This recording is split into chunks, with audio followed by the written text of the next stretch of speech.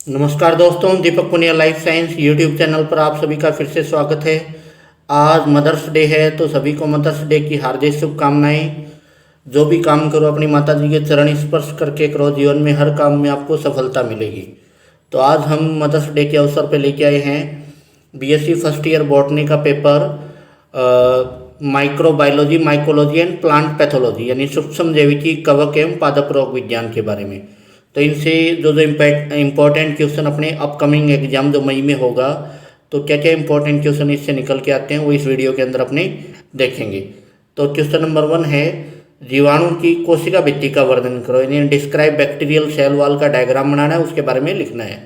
फिर सेकंड है, जीवाणु में रूपांतरण, संयुग्मन व परागकर्मण विधि पर टिप्पणी लिखनी है, यानी जीवाणु के अंदर जो मेथड होते हैं जैसे ट्रांसफॉर्मेशन, कॉन्जुगेशन और ट्रांसडक्शन मेथड, उनके बारे में लिखना है अपने को।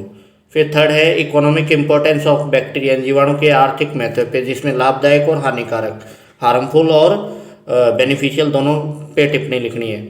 फिर ग्राम ऋणात्मक व ग्राम धनात्मक जीवाणु में डिफरेंस करना है, यानी ग्राम पॉजिटिव और ग्राम नेगेटिव बैक्टीरिया में क्या अंतर होता है। फिर न्यूट्रिशन मेथड क्या क्या होता है बैक्टीरिया के अंदर, उन पे शॉर्ट नोट। फिर माइकोप्लाज्मा पर टिप्पणी लिखनी है, शॉर्ट नोट लिखना है। फिर टीएमवी की डायग्राम और उसका स्ट्रक्चर के बारे में। फिर वायरस क्लासिफिकेशन पे शॉर्ट नोट। फिर उसके बाद जो फंजाई होती है उसमें न्यूट्रिशन पे शॉर्ट नोट। फिर कवक के इम्पोर्टेंस यानी बेनिफिशियल और हार्मफुल दोनों पे लिखना है अपने को। फिर जनरल करेक्टर कवक के, देन फिर कवक क्लासिफिकेशन, जिसमें क्लासिफिकेशन में भी एलेक्जोपोलस का क्लासिफिकेशन इंपॉर्टेंट है। फिर शॉर्ट नोट में अपने देखते हैं प्लांट डिजीज, यानी प्लांट डिजीज कितने टाइप्स की होती है, उनके प्रकार के बारे में। फिर पादप के जो रोग लक्षण यानी प्लांट डिजीज के जो सिम्टम्स होते हैं उन सिम्पेटोलॉजी के बारे में अपने को लिखना है। फिर control measure of plant disease यानी पादप रोग नियंत्रण की विधियों के बारे में शॉर्ट नोट लिखना है। फिर सेक्सुअल रिप्रोडक्शन इन एल्बुगो, यानी सेक्सुअल एसेक्सुअल दोनों कर लेना इसमें एल्बुगो के अंदर, और वाइट रस्ट ऑफ क्रूसीफेरी पे शॉर्ट नोट। फिर क्लाइसेप्स की जो स्पेसिलिया यानी एसेक्सुअल रिप्रोडक्टिव स्टेज होती है उसको स्पेसिलिया स्टेज बोलते हैं, उसके बारे में टिप्पणी लिखनी है। और अर्गर डिजीज पे शॉर्ट नोट लिखना है। उसके बाद पक्सिनिया ग्रैमनिस की लाइफ साइकिल और रस्ट डिजीज यानी जो स्टेम रस्ट वगैरह होता है उसके बारे में शॉर्ट नोट लिखना है। ये वाइट के अंदर होता है, उसके बारे में लिखना है। फिर रस्ट डिजीज पे शॉर्ट नोट, और ब्लाइट डिजीज जो पोटैटो के अंदर होती है, अर्ली ब्लाइट और लेट ब्लाइट, उनके बारे में शॉर्ट नोट लिखना है। अर्ली ब्लाइट ये मेनली, उसके बारे में शॉर्ट नोट लिखना है। तो ये तो हो गए बेटा यानी डिस्क्रिप्टिव क्वेश्चन, यानी जो सब्जेक्टिव टाइप के आएंगे। और अपने शॉर्ट नोट में देख लेते हैं, यानी जो ऑब्जेक्टिव क्वेश्चन आता है वो कहाँ कहाँ से पुटअप होता है। तो इसमें जैसे ये फर्स्ट है बैक्टीरिया शब्द, तो बैक्टीरिया शब्द एहरनबर्ग ने दिया था। इसकी खोज की बात करें तो एंटोनी वॉन ल्यूवेनहॉक ने, और इसको नाम दिया था एनिमल क्यूल। और जो अपना बैक्टीरिया है साइजोमाइसेटीज क्लास में रखा जाता है, कौन सी क्लास में, साइजोमाइसेटीज में। और स्मॉलेस्ट बैक्टीरिया होता है डाइजेस्टर पन्यूमोसेंटिस्ट, और लार्जेस्ट बैक्टीरिया हो जाएगा अपना बेगियाटोआ, लॉन्गेस्ट बैक्टीरिया हो जाएगा अपना स्पाइरेलम वोल्यूटेंस। तो ये इन पे फिलामेंटस जैसे डिफरेंट टाइप के क्वेश्चन इनसे पुटअप होते हैं। फिर वायरस पे आता है, तो वायरस को जो डिस्कवरी, वायरस की जो डिस्कवरी है वो किसने की थी, इवानोवस्की ने। वायरस की डिस्कवरी किसने की थी, इवानोवस्की ने। और जो अपना बैक्टीरियोफेज है, बैक्टीरियोफेज की डिस्कवरी की थी ट्वार्ट और हैरिल ने, डी ट्वार्ट एंड डी हैरिल ने, डी ट्वार्ट एंड हैरिल ने इसकी डिस्कवरी की थी। फिर फंजाई वर्ड, फंजाई वर्ड किसने दिया, यानी फंजाई वर्ड लीनियस ने दिया था। किसने दिया था, लीनियस ने। और फंजाई की जो सेल वाल होती है वो काइटिन की बनी होती है, और इसमें जो रिजर्व फूड होता है वो होता है ग्लाइकोजन। तो इनके बारे में। और फिर जो सिम्बायोटिक रिलेशनशिप होती है वो एल्गी और फंजाई की, उसको अपने लाइकेन बोलते हैं। Symbiotic relationship fungi and higher plants, उसको अपने बोलते हैं माइकोराइजा। क्या बोलेंगे, symbiotic relationship higher plants and, higher plant की जो रूट्स होती है और जो फंजाई होती है उनके बीच में सिम्बायोटिक रिलेशनशिप होती है। उच्च पादप की जड़ एवं कवक के बीच में, उसको बोलते हैं माइकोराइजा। फिर क्लेम कनेक्शन फंजाई के अंदर पाया जाता है, ये माइकोराइजा हो गया। हाइपरट्रॉफी क्या होती है, हाइपरट्रॉफी एक सिम्टम्स होता है, यानी जैसे जैसे पैथोजन एंट्री करता है मान लो किसी भी होस्ट के अंदर, तो यदि होस्ट की जो सेल साइज है वो सेल साइज आकार में ग्रोथ कर ले, यानी आकार में बड़ी हो जाए, तो उसको अतिवृद्धि बोल देंगे। और हाइपर प्लेसिया में क्या होता है, जैसे सेल्स में वृद्धि हो जाती है, यानी हाइपरट्रॉफी में तो सेल की साइज में वृद्धि होती है, हाइपरप्लेसिया में सेल के नंबर में वृद्धि होती है, सेल की साइज वही रहती है। हाइपोप्लेसिया में सेल साइज में कमी हो जाती है, उसको बोलते हैं रुधिरवर्तन। क्रॉप रोटेशन यानी सस्यावर्तन क्या होता है? सस्यावर्तन होता है जैसे कोई पैथोजन जो फील्ड के अंदर ज़्यादा ही हार्मफुल हो तो उसको डिस्ट्रॉय करने के लिए उसी फील्ड के अंदर अपने अल्टरनेट रूप से 6 माह के अंदर जैसे फसल को रोटेट रूप में अपने लगाते रहते हैं, जिससे जो पैथोजन क्या होता है वो डिस्ट्रॉय हो जाता है। और क्वारंटाइन क्या होता है? जैसे कोई भी एक्सपोर्ट इंपोर्ट किया जाता है किसी भी सीड्स को, तो उसकी जो जांच होती है तो जांच से पहले उसको क्वारंटाइन मेथड से जाना पड़ता है। ईटियोलॉजी, तो ईटियोलॉजी क्या होता है? पैथोजन के बारे में नॉलेज होती है ईटियोलॉजी, और पैथोजन की लाइफ साइकिल के बारे में। नेक्रोसिस क्या होता है? नेक्रोसिस क्या होता है? Sudden death of plant tissue, sudden death of plant tissue. तो प्लांट टिश्यू की जो सडन डेथ होती है उसी को अपने क्या बोलते हैं? नेक्रोसिस। पक्सिनिया की लाइफ साइकिल में कौन कौन से स्पोर होते हैं? एक तो होता है बेटा यूरिडो होता है, एक टिल्यूटो होता है, और पिक्निडियो स्पोर होता है, बेसिडियो स्पोर होता है, और एशियो स्पोर होता है। और पक्सिनिया के होस्ट कौन कौन से? तो वाइट होता है, वाइट और एक बारबेरी, वाइट और बारबेरी, इसमें 2 होस्ट होते हैं पक्सिनिया के अंदर, पक्सिनिया ग्रैमिनिस ट्रिटिसाई में। और फिर Drosophila of plant kingdom Neurospora का बोलते हैं, फंजाई होता है न्यूरोस्पोरा।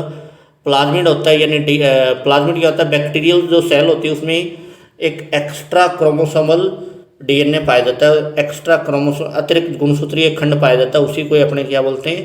प्लाज्मिड बोलते हैं। प्लाज्मिड की खोज जैसे लेडरबर्ग वगैरह ने की थी। और क्रिप्टोग्राम, तो वायरस का जो नामकरण होता है, बीज लेख होता है, उसको क्रिप्टोग्राम बोलते हैं।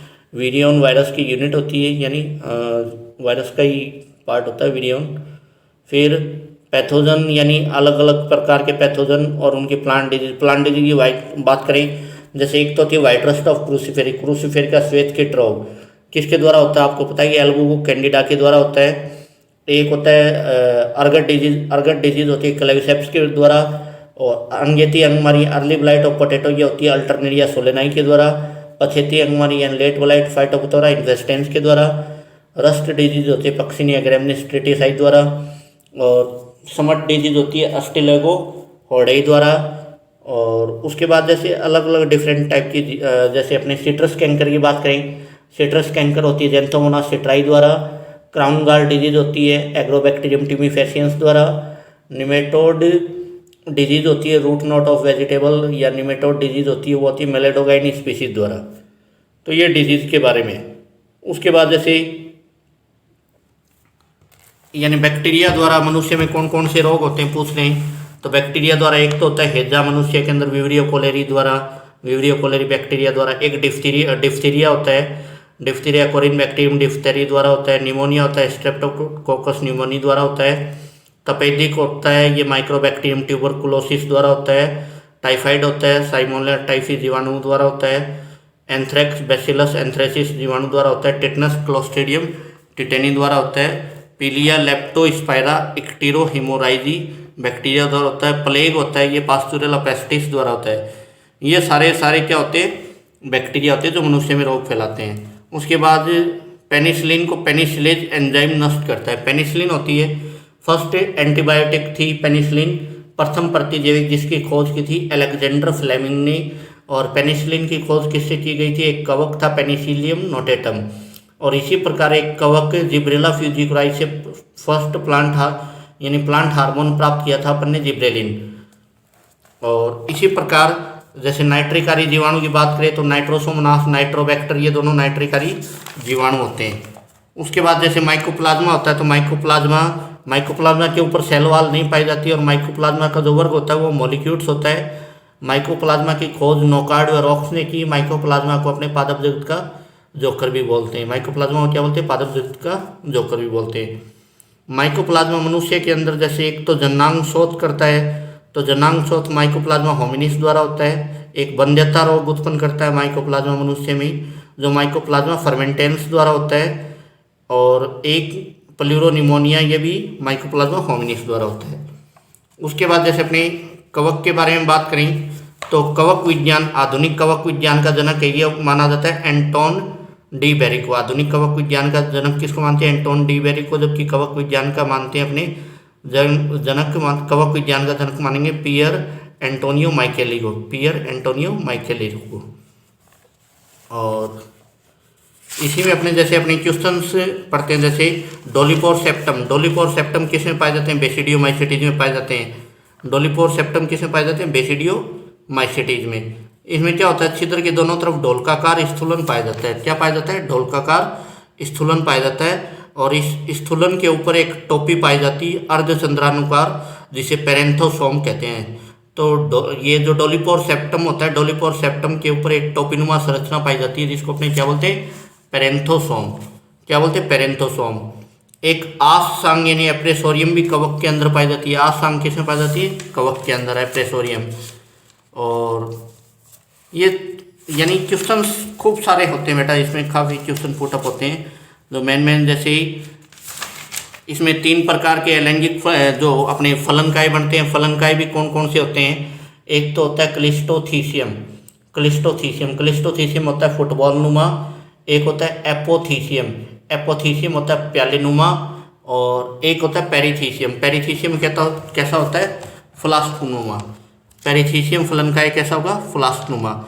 कप फंजाई के नाम से पैजाइजा को जाना जाता है। कप फंजाई के नाम से किसको जानते हैं? पैजाइजा।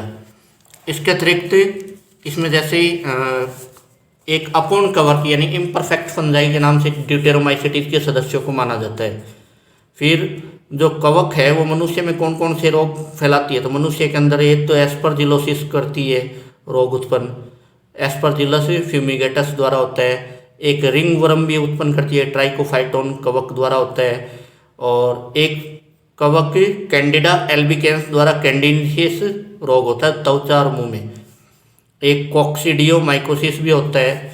और दूध को दही में बदलने वाले जीवाणु का नाम होता है बेटा लैक्टोबैसिलस। दूध को दही में कौन बदलता है? लैक्टोबैसिलस। विषैली कवक का नाम, ये भी क्वेश्चन आता है, विषैली कवक। तो विषैली कवक कौन सी होती है? एमानिता। विषैली कवक एमानिता म्यूस्कोरिया, एमानिता मस्कोरिया, एमानिता मस्कोरिया विषैली कवक होती है, एमानिता मस्कोरिया, याद रखना। सिस्टेमिक डिजीज कौन सी होती है? ऐसा रोग जिसमें संपूर्ण पादप अंग प्रभावित हो उसको बोलते हैं सिस्टेमिक यानी सर्वांगी रोग। लोकलाइज्ड यानी स्थानीयकृत, ऐसा पादप रोग जिसमें केवल पादप का कोई पार्ट प्रभावित हो उसको बोलते हैं लोकलाइज्ड।